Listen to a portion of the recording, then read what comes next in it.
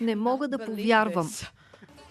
Обичам да съм на сцената и обичам чувството, което изпитах по време на изпълнението. Много съм благодарна за това и за подкрепата, която получих.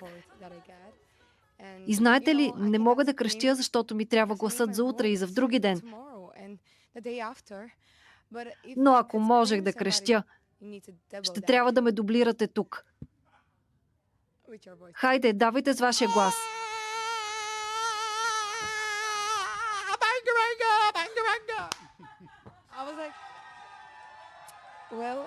Бях си казала, ами ако не успеем, но човек никога не знае.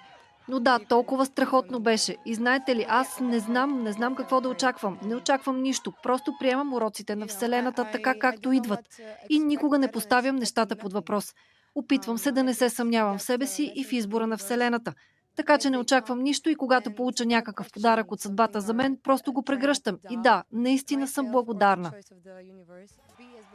Мисля, че ние като българи трябва да имаме все по-голяма платформа за всички наши изпълнители, композитори, всички в творческите общности. Евровизия е точно такава платформа.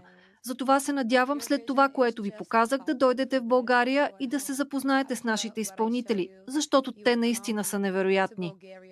One, two, everybody!